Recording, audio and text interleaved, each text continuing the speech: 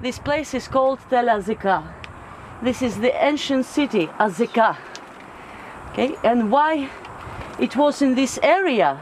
Because of the roads. You see below, now there is a car driving along this road. But if you continue more to the eastern direction, then you will arrive to the coast, and very soon you will be in the land of Philistines. So this was the fortress that was guarding Judah from Philistines. And now imagine we are in the time when King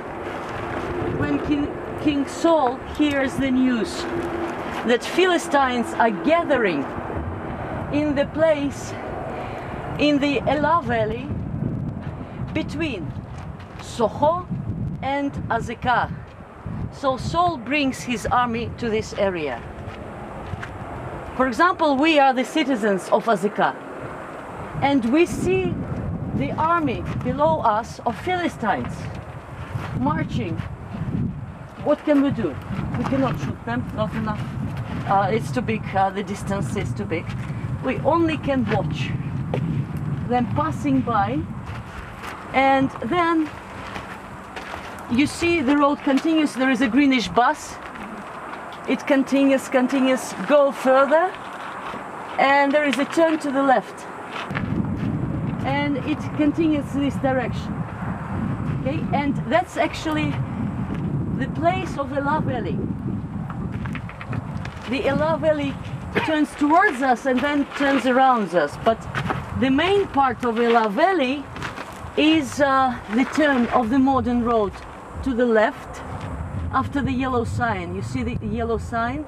You continue a little bit further and there is a turn, and that's the place of Elah Valley. And with your eyes you can continue to the satellite dishes, I think, far away. Maybe you can notice them, and you can see the fields, yellow and greenish and a bit dark reddish field. This is still Elah Valley. This is a very large one. Now we'll try to explain to you where Philistines stood. Okay, where is this Soho? Azekah is here. That's clear. So we can see, let's say, we can see Philistines from these two antennas and the gasoline station. You see antennas near the road, and now go to the left. Continue along the road. Continue until you find the hill, which has more stones than bushes. This is biblical Soho.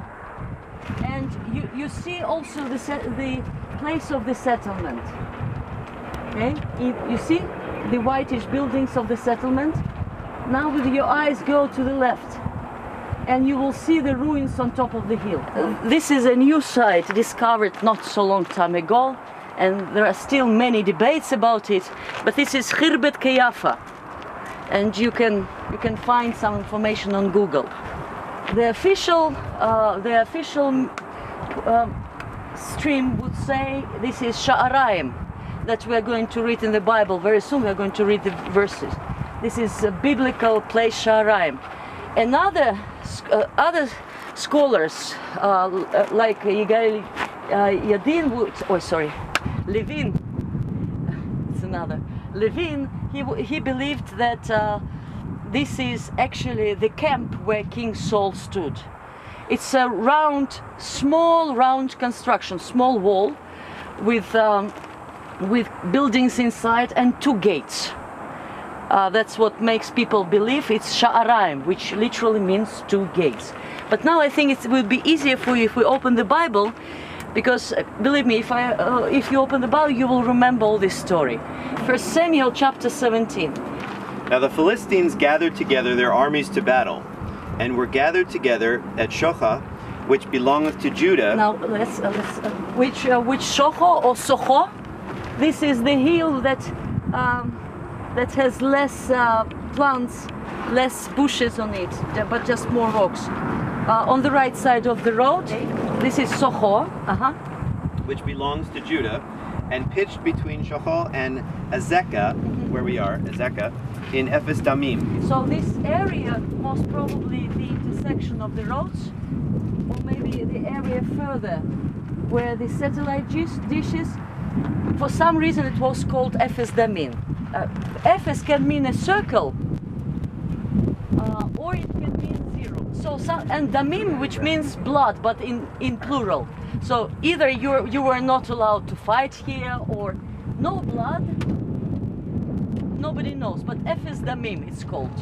No, literally no blood, or circle of blood. Okay. Then. And Saul and the men of Israel were gathered together and pitched by the valley of Elah, and set the battle in array against the Philistines. And the Philistines stood on a mountain on the one side. On one side, which is the road. The road, it's on the other side of the road. Okay. And Israel stood on a mountain on the other side. And Israel probably stood in the area where the ruins are, on this side of the.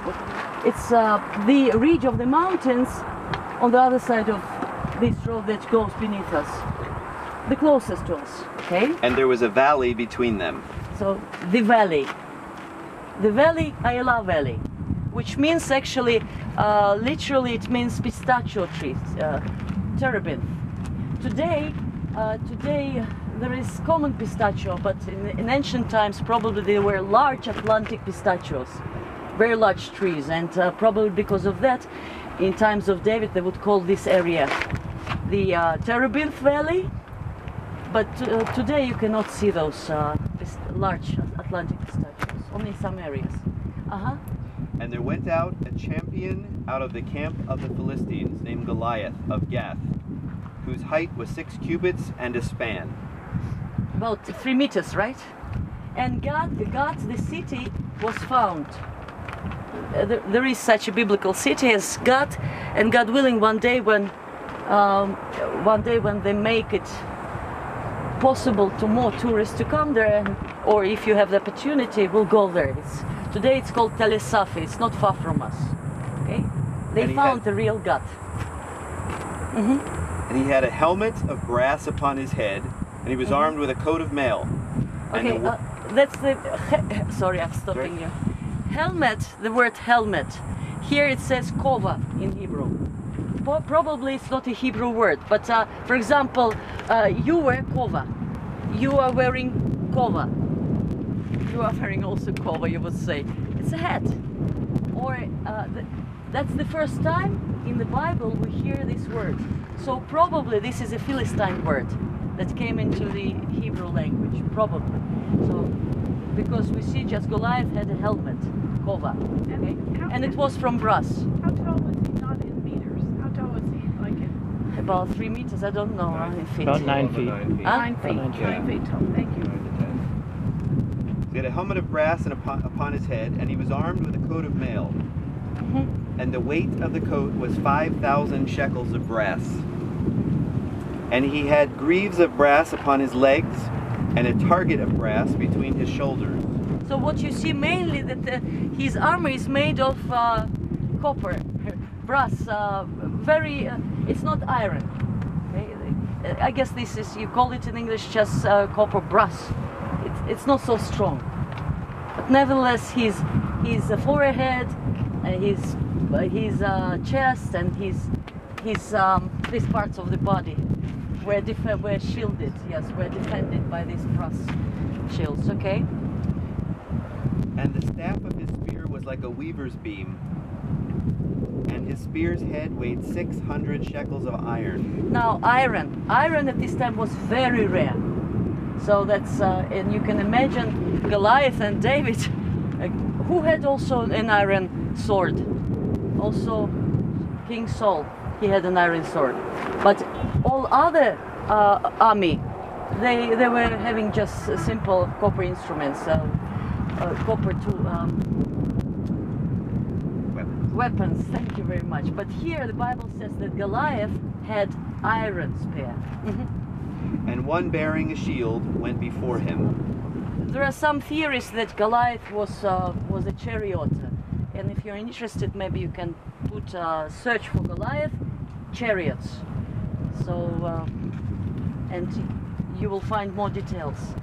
And now Remember, David comes to the camp of Saul. At this time, we know that in the camp of Saul there are brothers of David, and his father tells him, bring them some food, like nowadays, you know, we would bring to our children to the army the food. So David was coming to the camp of Saul. The camp of Saul, in Hebrew, the word Ma'agal is used. It means something round. So that's why some people believe that actually those ruins is the Ma'agal, the camp of King Saul. But this is not proved.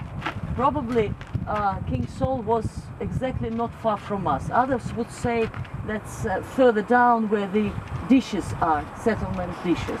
So there are a few versions. But it was in this area anyway. And David comes, and at the same time we know the story. This large man comes down off the hill. Nobody wants to start the battle. Why? Because standing on a hill, you have the best position. Okay, if you go down, you're weak. So everyone was waiting and waiting and waiting until Goliath came down, and he started to challenge the Israeli army. And here David arrived. And remember the following story, that finally David, in shields, in armor, but imagine Joshua is dressed up in David's armor, and he's giving a sword, and he cannot even go down the hill to meet the Goliath. So the Bible tells that David picked up stones, 5 stones, right? 5 stones. Marvin would say that other 4 were used for the brothers of Goliath. So remember the story too. 5 stones. And where did he take them? Okay, you see the yellow sign? Again on the road. And there are fields to the left of it. There is a brook of Elas, place where the water used to flow. So there are many pebbles there. This is the area where you can pick up the stone even. So they believe that in this area, according to tradition, this area, David picked up stones. Then you know the end of the battle. David hits Goliath into his forehead, it says in some translations, but some believe actually to his this part, shin. Okay, so because Goliath fell onto his face. If you are hit here, you fall backwards. If you are hit here, you fall forward onto your face. But it's not so important. But in many pictures they describe it's like David got right into his forehead. But according to the context, it can be different. And it happened somewhere in this area. That's why Israeli soldiers, today maybe it's because it's hot or something, but this area is full of Israeli soldiers. They teach them. They teach and kind of try to encourage Israeli soldiers and show them the battle with Goliath. Young people are often here, but today it's unique. Maybe it's a blessing also for you that you can be here on this mountain. And did they say that the Philistines were up on this mountain? No. It was an Israeli city. But in order to get down, you have to walk the way we came. Okay. So all around. So even if you see the Philistines here below, they're out of your range of arrows, first of all. Okay. The only thing you can do is just to watch. You're not prepared. Maybe later you would go down and go to this area, to these mountains. But the main point is, actually I have this picture from above, maybe it will help you. Okay, this is the picture, if it will help you. We are here, okay? This is the road that you see below. Then there is a turn. Where antennas are, 2 antennas, there is a turn to the left. And this is Soho. This is the round settlement, small one, camp. And this is the settlement where, so the Philistine army would be on this side. Israelites would be here. The battle would be here. Okay? this road right here is... We are here on the is that road that's running out that way. No, this correct? one, this road. This road is below us. Yes. This one. Right. And then there is a turn. Right, down there's the turn. So the battle would have happened where that road, not this road, Yes, but that yes, road that road. runs through. Yeah, most probably here. You see where the satellite dishes? That's the place where the battle would have been, and closer to us. Oh. Okay, so they were at the entrance to come inward into the land of Judah. So that was important. And then what you know, Goliath was defeated, and then the whole Philistine army started to run. And it says in Hebrew, Derech Sha'araim, on the way to Sha'araim, to gates. So some people would say they would run this direction. So who knows? But they will run towards Gath, ancient city of Philistines, Gath, and Ekron. And earlier in the discussion of the story, it's amazing to see how confident David was in his God. He didn't even bat an eye. All of the rest of the soldiers, the king of Israel, were fearful, concerned, scared. And David came up, and you could see when you read the story and how he responded to the circumstances, how he must have been walking closely with his God to understand the power of God. Amazing, amazing story. And you're looking at where it all took place. And Israel won the victory.